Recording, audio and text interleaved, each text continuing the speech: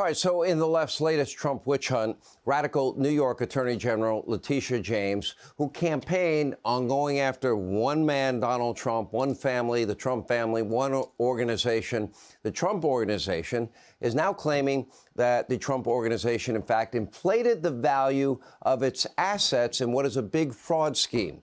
Now, at the center of this trial is an insane ruling from a judge claiming that Mar-a-Lago in Palm Beach, that its real value is only $18 million. All right, let's do a quick one-on-one on Palm Beach real estate. Look at this here. We got a 2-acre wooded lot on the ocean. There's no building on it at all. 5 minutes away from Mar-a-Lago, listed for a whopping $150 million. You got another empty lot nearby, 2.3 acres on the ocean, listed for $200 million. Look at your screen. Mar-a-Lago is a 60,000 square foot, 58 bedroom, 33 bathroom mansion, historical location as such, with 2 clubs located on 20 acres of prime Palm Beach real estate, with a unique position in that it has property on the intercoastal side and on the oceanfront side, with a club associated with it. 20 acres. Okay. Now, this is what the judge wants you to believe is worth, let's see, over $100 million less than a wooded lot of 2 acres? You got to be kidding me. Now, remember, every contract that the Trump family was involved in with real estate and applying for loans and dealing with insurance companies, lending companies, okay, they had language in this contract that said not to use their appraisals, but they had to use their own appraisals, that it would be their fiduciary responsibility to come up with what they believe the real value of a property happens to be. And by the way, not one bank, not one insurance company ever filed any complaint. Everyone was paid on time. Now, if this isn't, hypocritical left-wing politics at its worst, I don't know what is. Here with reaction, Trump legal spokesperson Alina Habba is with us. Now, Alina, I don't want to put you in a position, I understand a gag order is in place, but I do want to talk about real estate down in Palm Beach. I know a thing or two about it. And I've talked to a lot of realtors. They're laughing at this. So the allegation is that the Trump Organization was artificially inflating numbers to get more favorable loan terms and more favorable insurance rates. Okay.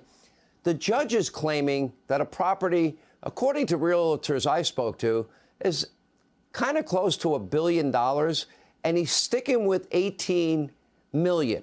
Now, doesn't that make him guilty of the very thing that they're trying to claim that the Trump family did?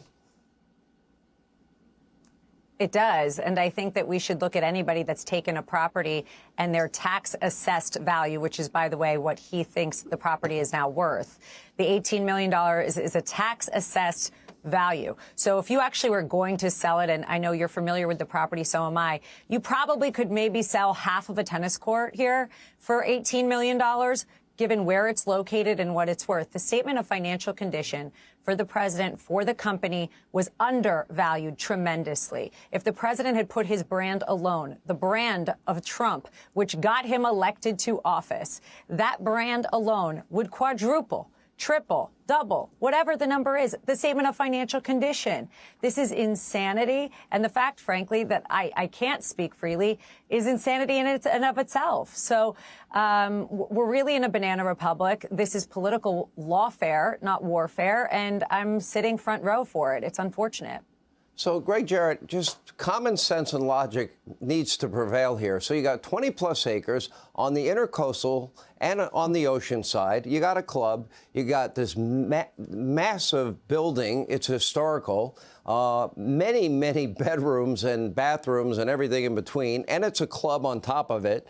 And meanwhile, a 2-acre parcel of oceanfront property in Palm Beach is going to go for $200 million. But that 20-plus acre property is only worth $18 million, and the judge is sticking by that valuation with a straight face. You've got to be kidding me. I mean, this can't be This really can't be happening in this country, but it is happening. What do you make of it all? Well, it shows how biased the judge is, determined to find the Trumps liable at trial. But the good news for them is, Sean, I doubt that any of this will ever stand up on appeal because this executive law being used against them completely undermines more than a century of established common law that requires proof of intent to deceive in civil fraud cases, that somebody knowingly made false statements. But, this poorly conceived law simply does away with all of that and punishes somebody for making inaccurate statements with no intent to do so. It's sort of like prosecuting a customer for robbing a bank because the teller gave out the wrong change. This law also violates the Constitution, Sean. It penalizes inaccurate commercial speech, which the First Amendment protects. But, under Letitia James, anybody can have their business taken away from them by her if they happen to misstate without negligence or intent assets that are used to secure loans, even if the business owner relied entirely on professionals to do the valuations, which the Trump organization did. I'm not sure whether Alina can answer or not, and I don't want to put her in a bad spot here, but you do have an AG that ran on a platform to go after one man, Donald Trump, one family, the Trump family, one organization, the Trump organization. Alina, to the extent you can weigh in. Greg, you can weigh in.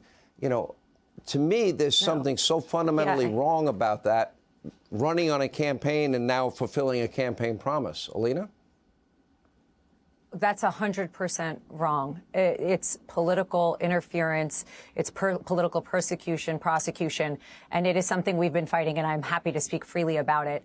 Miss James has gone outside and showed up, Sean, only on the days where it was headline days, only on the days where the president is there, where the kids were there. She wasn't there for the past few days. She thought they were mundane, evidently. But the other day, she's sitting there while the city is going to hell. And we are watching something where the statement of financial condition was frankly undervalued, where there was a disclaimer on the front page with sophisticated lenders saying you need to do your own due diligence. But nobody is paying attention to the glaring fact that you just brought up. Miss James is doing this for political reasons. She does not care about New York. She does not care about businesses doing well. She is doing it so that she can make money, so that she can run. And you know what? Frankly, it's backfiring in her face if you look at the polls. And you got to think about it. This is the state, Greg, and we only have about 20 seconds left, that has no bail laws. Not one insurance company that I've heard of or read about, not one lending institution, none of them complain.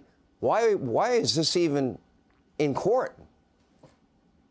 When she ran for office on the campaign promise of, quote unquote, getting Trump, she was violating the ethical standard that governs prosecutors. She had no access to any evidence, any investigative files. She committed herself publicly to getting a specific individual, and then she misused the power of her office to manufacture a case against him. That's the sort of thing for which she should be disbarred.